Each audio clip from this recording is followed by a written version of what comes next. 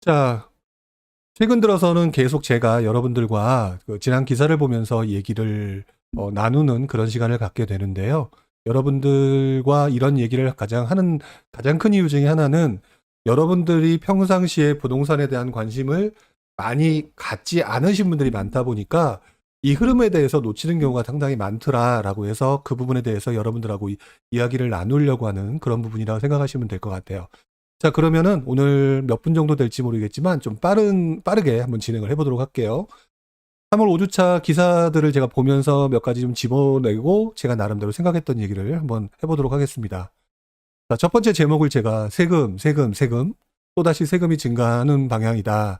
라고 제가 글을 올렸는데요.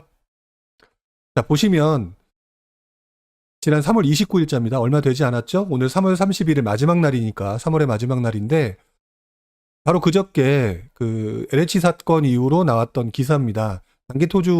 보유 토지 양도세율 최대 70%, 그 다음에 LTV 규제, 자금 조달 계획 제출, 의무화, 그동안 여러분들이 많이 보셨던 거와 동일한 것들이 토지와 같은 부분에 똑같이 적용을 됐는데요. 보시는 것처럼 양도세율을 최대 70% 인상을 한다. 단기 보유 토지에 대해서 이런 얘기를 하는데 이런 걸 볼 때마다 조금 답답하다는 생각이 좀 듭니다. 왜 그러냐면 사실 LH 사태 같은 경우는 과거부터 계속 있었던 일이고 그 부분이 표면적으로 드러난 부분인데 이것 때문에 뭔가 해결하기 위해서 한다는 대책 자체가 사실 계속 때리는 그런 어떤 좀 죄는 그런 규제로 가다 보니까 예기치 않은 많은 사람들이 피해를 볼 소지가 좀 있다라고 하는 부분에 대해서 왜 이런 부분은 좀 생각하지 않을까 이렇게 급하게 하는 거가 과연 무슨 필요가 있을까 이런 생각을 좀 해보게 돼요. 우리들 같은 경우는 보통 토지 같은 경우는 별로 신경을 안 쓰는 경우가 많죠. 그러다 보니까 어떤 면에서는 이것 때문에 굉장히 피해를 보시는 분들도 있을 텐데 한편으로는 조금 너무 급했던 것이 아닌가 이런 생각을 좀 해보게 됩니다. 물론 어떤 분들은 다른 생각을 하실 수 있겠지만 제가 말씀드리는 거는 어느 것이 옳고 틀리다가 아니라 한편으로는 좀 아쉽다. 왜 이렇게 급하게 부작용 부분에 대해서 고려를 하지 않았느냐 이런 생각을 좀 해보게 되네요. 그래서 그런지 지금 애꿎은 국민마저 양도세가 늘었다라고 얘기를 하는데 사실상 지금 현재 종부세, 보유세 부분이 굉장히 많이 늘었잖아요. 나머지 70%는 그렇지 않을 것이다라고 얘기했던 그 시절, 그때 모 국회의원이 했던 말이 사실상 그렇지 않았다라는 게 지금 결과론적으로 좀 보여지는 상황인데 조금 아쉽다라는 생각이 듭니다. 하여튼 이런 얘기를 들으면 조금 답답하긴 한데요. 이게 많은 분들이 이 부분에 대해서 물론 이번에 서울시장 선거할 때 이걸 가지고 정권 심판론 얘기를 하시는 분들이 많은데 제가 그것까지 얘기하기는 좀 그렇고요. 여러분들이 잘 판단하셨으면 좋겠다. 자, 이런 생각을 해봅니다. 제가 지금 재밌어서 한번 뽑아왔는데요. 비만을 줄인다면서 설탕세를 부과하겠다라는 내용이 나왔던 거 여러분들 혹시 아시나 모르겠어요. 그러니까 지금 상황이 무슨 문제가 있다라고 하면 다 세금으로 해결하려고 하는 그런 세금 부과로 해결하려고 하는 그런 문제를 보면서 왜 자꾸 세금으로만 해결하려고 하느냐. 결국 목적은 증세가 돼버리는 거 아니냐. 다 이제는 많은 사람들이 그렇게 생각하고 있는데 그쪽만 모르는 건 아닌지 이런 생각을 좀 해보게 됩니다. 좀 답답한 부분이기도 해요. 왜 그러냐면 이런 부분이 세금이 증사라고 하는 부분은 어떤 면에서는 국가 경제를 위해서 좋은 부분도 있지만 또 한편으로는 결국 경제가 돌아가는 데 있어서 돌아갈 수 있는 자금이 세금으로 들어감으로 인해서 또 좋지 않은 부분도 있고 결국 장단이 있겠지만 요즘 같은 경우는 좀 많이 그런 거 아닌가 라는 생각을 좀 해보게 되네요. 자, 이제부터는 제가 조금 서울시장 선거와 관련된 얘기를 할 건데 저는 일단 먼저 시작하기 전에 한 가지 얘기를 한다면 지금 상황은 서울시장 선거가 아니라 부동산 선거가 돼버린 상황인 것 같아요. 보시는 것처럼 모든 얘기가 부동산과 관련된 얘기를 하고 있습니다. 부동산 심판론, 박영선, 오세훈 누가 웃을까? 자, 이 얘기가 결국에는 지금 부동산으로 다 가고 있고 부동산 심판론으로 가고 있는 이 상황이 된다는 건데요. 내용을 자세히 보시게 되면 결국 이거 같아요. 다들 규제 완화를 한다고 얘기를 하고 있고요. 차이는 있지만 공급을 늘려서 집값을 잡겠다라고 얘기를 하고 있습니다. 근데 저는 이런 얘기 들을 때마다 조금 답답한 부분이 있어요. 공급을 늘린다고 하지만 그 공급이 늘어나는 것이 지금 당장의 공급이 늘어나는 게 아니기 때문에 지금 현재 집값을 잡는 데는 별 영향이 없다라고 하는 부분은 저를 포함한 수많은 사람들이 얘기를 해왔는데 또다시 이 부분에 대한 얘기로 가고 있다. 이 부분이 좀 답답해지는 부분이 있는 것 같고요. 이 부분 때문에 예전 생각을 하게 되면 결국에는 누가 서울시장이 되든지 간에 이 부분이 결국 누군가에는 또다시 가격을 올리게 되는 그런 현상이 나타날 가능성이 좀 높다. 저는 이렇게 보고 있습니다. 자, 보시는 것처럼 이런 부분이 있어요. 각 후보들의 묻지마 부동산 공약. 결국 처음에 말씀드렸던 것처럼 부동산이라고 하는 그 매개체를 근거로 해서 지금 서울시장 선거를 당선되려고 하는데, 이 부분은 더 나아가면 어떤 문제가 되느냐. 내년 3월인가요? 대선이 있죠? 내년 3월 달 대선이 되기 전에 올 하반기에 들어가게 되면 분명히 또 부동산과 관련된 내용으로 가지고 묻지마 부동산 공약이 나올 가능성이 매우 높다라고 하는 부분이 또다시 예상이 될 수 있는 상황이 되는 거거든요. 이 부분을 여러분들이 한 번쯤 생각을 해보실 필요가 있겠다. 이런 말씀을 꼭 드리고 싶어요. 지금 많은 분들이 부동산 지금 현재 상황을 가지고 얘기를 하시면서 올 하반기는 어떻게 될 거다, 다주택자 어떻게 될 거다, 이렇게 얘기들을 하시지만 문제는 이거인 것 같아요. 앞으로 각 후보들의 묻지마 부동산 공약이 서울시장 선거를 시작으로 해서 올 하반기부터는 대선 체제로 들어서고 난 다음에는 분명히 부동산과 관련된 얘기가 계속될 거다. 그러면 또다시 무슨 현상이 나타날 거냐, 한 번쯤 생각해 보실 필요가 있을 것 같다. 이 부분을 다시 한번 꼭 찝어드리고 싶어요. 자, 사실 이 부분을 너무 자세하게 설명드리지는 않으려고 합니다. 왜 그러냐면 다른 분들이 미리 다 많이들 설명을 하셨고, 저는 이제 큰 그림만 가지고 얘기를 좀 해보려고 하는데요. 보시는 것처럼 서울시장 후보에서 얘기하시는 주택 공급 물량이 더불어민주당 같은 경우는 30만 호, 그 다음에 국민의힘 같은 경우는 36만 호 얘기를 하는데요. 솔직히 말하면 이 물량 가능성 없다. 이게 제가 보는 관점입니다. 30만 호가 되는 이 부분은요, 그렇게 쉽사리 늘어날 수 있는 상황이 아니다. 지금 현재 서울의 물량이 보통 한 4, 5만 호 정도가 공급되는 게 평균적이었고, 최근 들어서는 2만 호 정도 전후로 굉장히 줄어들었잖아요. 이런 상태에서 서울시 쪽에서 30만 호, 36만 호를 내보낸다는 얘기는요, 실제로 가능하다고 하면 서울시장 폭파되는 수준의 물량이 될 겁니다. 그런 상황에서 공급을 늘리겠다라고 하는 건 좋은데, 이제 조금 뻥카스러운 얘기는 하지 않았으면 좋겠다라는 생각이 좀 들고요. 단 한 가지 확실하게 볼 수 있는 부분은 둘 다 규제 완화를 얘기하고 있다라고 하는 부분인 것 같아요. 보시는 것처럼 재건축 재개발에 대해서 박영선 후보 같은 경우는 좀 모호하긴 하지만 어쨌든 규제 완화라고 표현이 되어 있고요. 그 다음에 오세훈 후보 같은 경우는 재건축 재개발 정상화다라고 얘기를 했는데, 밑에 있는 건 따로 보진 않을게요. 단 한 가지를 말씀을 드리고 싶으면 이런 부분을 말씀을 드리고 싶어요. 임기가 몇 년짜리냐. 자, 이분들 당선되고 나면 1년짜리가 됩니다. 과연 그 이후에 또 어떻게 될지 모르겠지만, 내년 대선이 끝나고 다시 서울시장 선거를 다시 하는 그 시점 되면 또다시 분위기가 달라질 수밖에 없는 공약이 될 가능성이 높다라고 보여지고요. 방향성이라는 차원에서는 관심을 둘 필요가 있는데, 제가 솔직히 말씀을 드리는 거는 시장에 이런 정상화 또는 완화라고 하는 부분이 투자자들한테 또는 실수요자들한테 영향을 미칠 소지는 매우 높은데, 사실상 이 부분이 얼마나 잘 진행될지는 지금 판단할 문제는 못 된다라고 말씀을 좀 드리고 싶어요. 단, 이 부분이 지금 현재부터 시작해서 올해, 내년 굉장히 시장에 많은 영향을 미치게 되겠죠. 자, 박영선 후보 주요 공약이 나오죠. 자, 그런데 주택 공급을 보게 되면은요, 지금 여기 보시는 것처럼 공공분양주택 30만 호라고 얘기하고 있고요. 그다음 반값 아파트, 아무래도 더불어민주당이라고 하는 어떤 특성 자체가 그대로 표시가 난 것 같다라고 생각이 드는데, 결국 민간 아파트, 민간 분양 쪽으로 유도를 하기보다는 공공 쪽으로 가겠다라는 말을 하고 있습니다. 자, 그런데 이 부분이 더더욱 그래서 현실성이 좀 떨어질 가능성이 높다. 공공으로 진행하는 부분이 지금 현재 동력이 떨어진 상태에서 이렇게 쉬울 것이냐라는 생각을 해보면 좀 아쉽고요.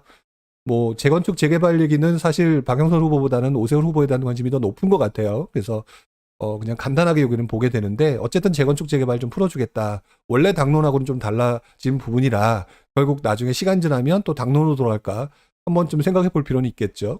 그리고 지금 우리가 지금 좀 속상해하거나 기분 나빠하거나 또는 세금이 늘어나는 거에 대해서는 얘기가 나오고 있는 재산세는 10% 이하로 조정하겠다라고 얘기하는데, 10% 이하라고 하는 부분이 올해만 하겠다, 내년에만 하겠다라는 얘기일 테니까 결국 그 위에 증세가 되는 것은 변함이 없겠죠. 저는 이런 부분이 조금 아쉽다라는 생각을 좀 해보게 됩니다. 자, 그 다음에 이제 오세훈 후보 관련된 부분인데요. 많은 분들이 글쎄요. 오세훈 후보가 지금 현재 지지율이 굉장히 높다 보니까 오세훈 후보에 대해서 관심들을 많이 보이게 되는데요. 아까도 처음에 말씀을 드렸던 것처럼 지금 당장은 분위기를 갖다가 바꾸는 데 영향을 미칠지 모르겠지만 이걸 가지고 이렇게 될 것이다라고 판단할 정도의 대책이 되기에는 1년짜리 시장일 수밖에 없다라고 하는 부분을 꼭 기억을 하셨으면 좋겠습니다. 라는 말씀을 드리고요. 왜 그렇게 말씀을 드리냐면 예전에 진안장이에요. 진안장. 제가 투자를 했던 진안장 후반부를 생각을 해보게 되면은요. 진안장 후반부에 오세훈 그 당시 서울시장이었죠.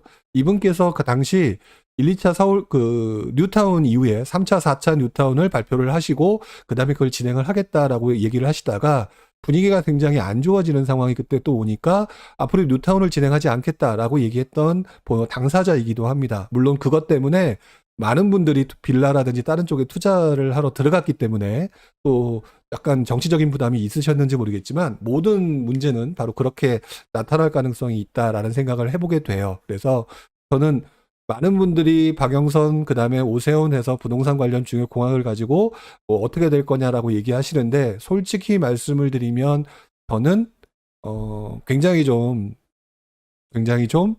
단기적으로는 들썩들썩하는 상황이 되겠지만 중장기적으로는 아직은 모른다. 알 수가 없다. 그러니까 너무 심한 기대는 하지 않았으면 좋겠다. 이런 말씀을 좀 꼭 드리고 싶어요. 자, 그래서 그런지 몰라도 지금 현재 나오는 그 분위기를 잠깐 보면은요. 자, 여기 보면 이런 말이 나오죠. 서울시장 선거 전 사도야 급등, 단맛, 빌라 매수세 고개. 참 제목 잘 뽑아요. 보시는 것처럼 여기에 빌라 매수세가 다시 고개를 들고 있다.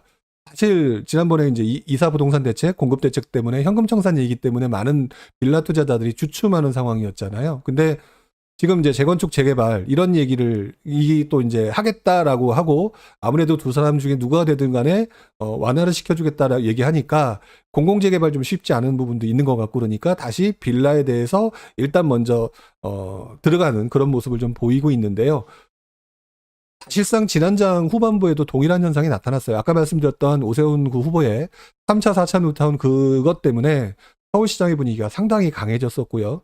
그때 뒤늦게 빌라의 분위기, 그때도 지금하고 동일하게 아파트 가격이 계속 오르다가 더 이상 갈 데가 없으니까 어딜 가야 되나 막 이러던 상황에서 3차, 4차 뉴타운이 얘기가 이슈가 되니까 많은 분들이 빌라 투자가 들어갔고 이런 부분이기 때문에 이번에도 똑같이 그렇게 될 거다라고 지금 들어가고 있는 거라고 보시면 될 것 같아요. 결국 이런 모습들은 지금 앞으로 빌라 시장과 같은 부분들을 굉장히 많이 들썩거리게 만들 소지는 좀 매우 높다 이렇게 좀 보여지고요. 이 부분을 가지고 또 어떤 분들이 이런 말씀을 하신 적이 있어요.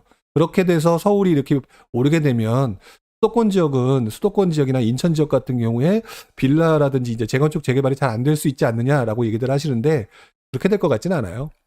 서울이 오르면 수도권이 오르고 그다음에 인천이 오르고 하는 갭벌리기 갭모으기 현상이 나타나는 것처럼 역시 또 어떤 특정 대상이 오르게 되면 그 주변부로 벗어나서 같이 오르는 현상 비슷한 거는 여전했던 것 같아요.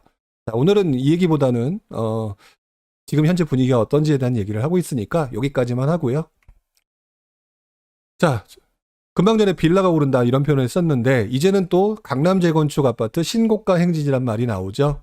보시는 것처럼 며칠 전인가요? 제가 빠쇼니마의 세상 답사기 얘기하다가 나왔던데 압구정동 현대아파트 12억이가 올랐죠. 신고가 찍은 게 60몇 억, 63억이었나? 하여튼 그랬던 걸로 기억하는데 일반적으로 여러분들이 생각하실 때는 60몇 억 생각도 못하는 부분이지만 결국 이렇게 정권이 바뀌면서 이슈화가 되고 그렇게 되면 재건축을 좀 풀어줄 수 있지 않겠느냐라고 하는 기대 심리가 같이 맞물려서 나타나고 있다.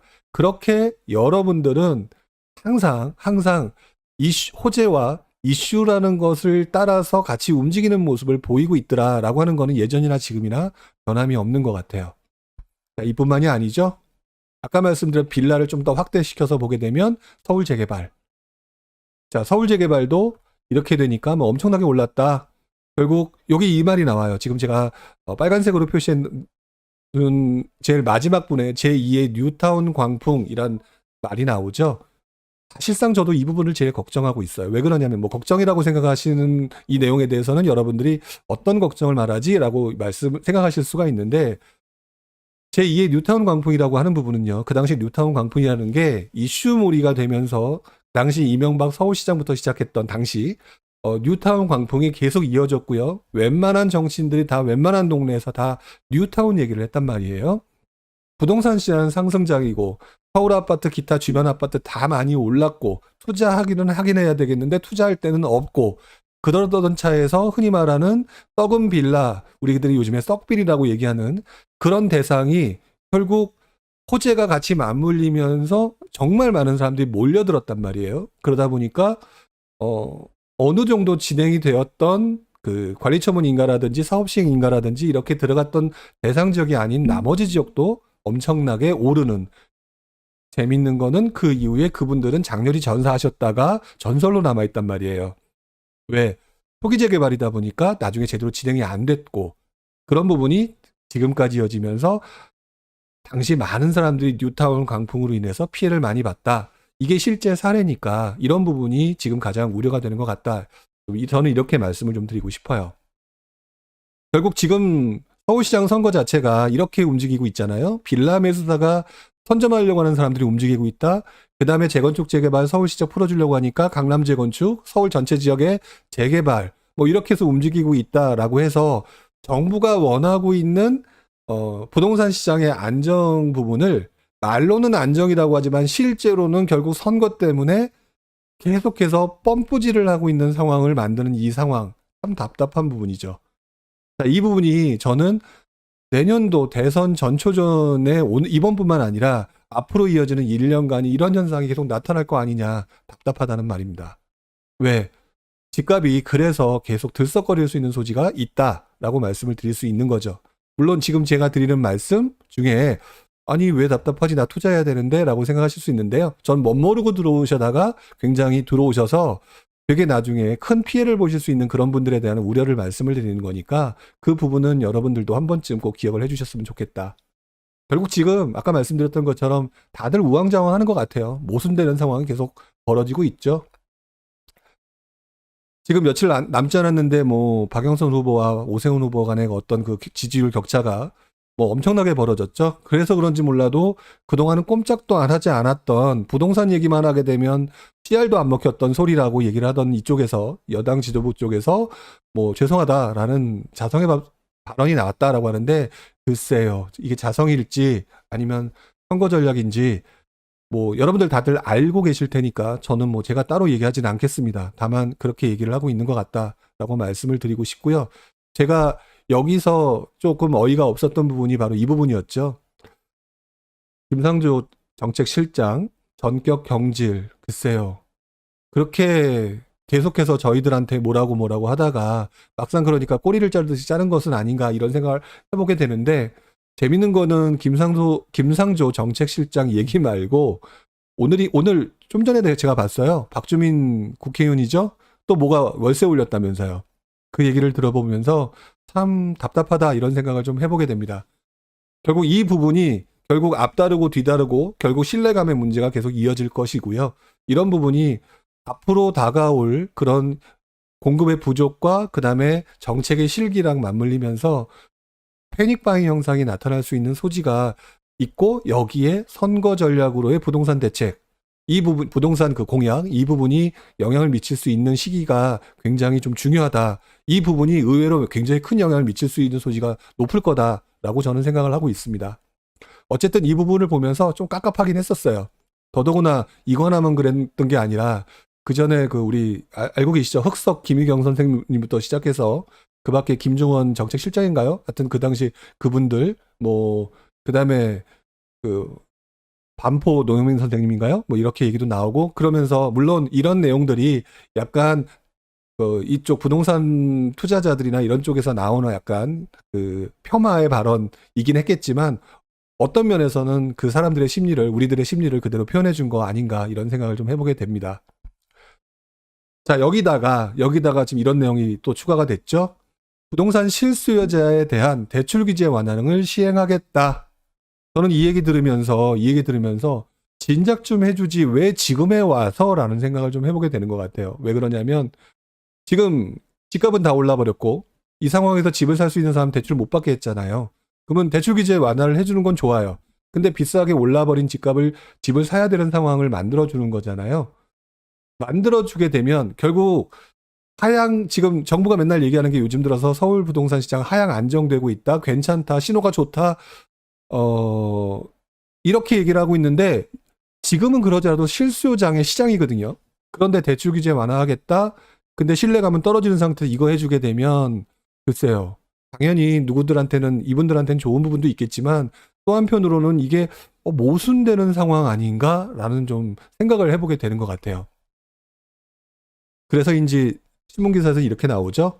벼락 처방 쏟아내는 정권, 민심에 다급해졌나. 자, 이런 부분이 지금 오히려 부작용만 키울 수 있다는 지적이 저는 확실하게 맞다라고 좀 보여지고요. 이 부작용이 지금 제가 말씀드렸던 것처럼 정부는 아니다라고 하지만 뒤에서 풀어주는 내용들이 결국 실수요자들이 집을 살게끔 해주는데, 이 상황이 그렇지 않아도 지금 여러 가지 서울시장 선거나 기타 이런 걸로 부동산 정책, 부동산 공약이 아주 이것저것 튀어나오는 상황인데, 글쎄요, 이 부분이 어떻게 될까? 예전장하고 이것마저도 비슷하다라는 생각을 저는 해보게 됩니다. 자, 지금 막 말씀드렸죠. 정부가 하락거래 확대 힘을 실었다라고 얘기하고, 이렇게 얘기하면서 막상 실수요자한테 풀어준다. 어떻게 될까요?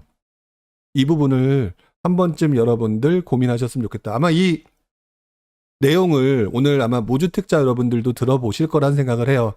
듣고 계실 거다.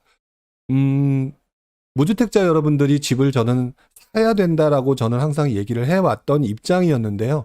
특히나 요즘 같은 시기는 아까도 말씀을 드렸고 앞으로도 계속 말씀을 드리겠지만, 마음들이 굉장히 조급한 상태에서 패닉 바잉, 이 부분이 결국 이렇게 말 그대로 정부 말이 맞다고 하더라도 유의미하게 하락 거래가 확대되는 상황에 다시 집을 살 수 있는 거를 만들어주게 되면 하락을 방어할 수밖에 없는 구조로 간다. 이렇게 되면 또다시 누군가는 그러면 떨어지지 않겠나라고 해서 또 다른 패닉 바잉 수요가 같이 올 수도 있다. 그렇게 됐을 때 시장은 굉장히 큰 모멘텀으로 바뀔 수 있는데, 그 대표적인 시장이 지난 2006년 하반기와 2007년도 중후반대의 노동강 상승이라고 하는, 소형평 상승이라고 하는 시장의 흐름이 그 당시 나타났었다고 말씀을 좀 드릴 수가 있을 것 같아요.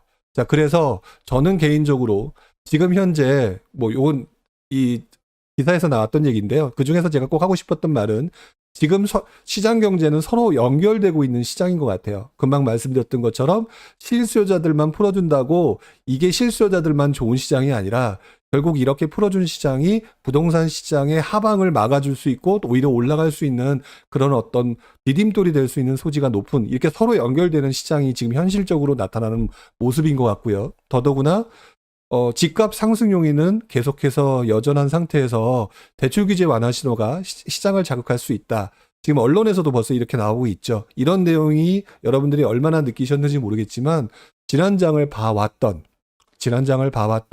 제 입장에서 볼 때는 이 말이 그냥 스쳐 지나가는 소리는 좀 아닌 것 같다라고 말씀을 드리고 싶어요. 여러분들도 바로 이 부분을 잘 생각을 해보셨으면 좋겠다, 이렇게 말씀을 드리고, 오늘 제가 준비한 그 뉴스 기사를 가지고 저의 생각을 얘기하는 이 부분은 좀 정리를 좀 해보려고 합니다. 자, 지금까지 나왔던 내용을 가지고 여러분들이 혹시 궁금하신 것이 있거나 그러면 한 번쯤 얘기를 좀 해주시고요. 다른 실시간 라이브 방송 같은 경우는 제가 이렇게 얘기하고 다른 분들이 얘기하면 많이들 그 댓글들을 달아주시던데, 제가 뭐라고 얘기하게 되면 거의 듣고 계시기만 하지 댓글을 좀 많이 안 달아주고 계신 것 같아요. 자, 그러니까 여러분들이 조금 댓글을 좀 많이 달아주셨으면 좋겠습니다. 자, 제가 오늘 드리고 싶은 말씀은 여기까지 하도록 할게요.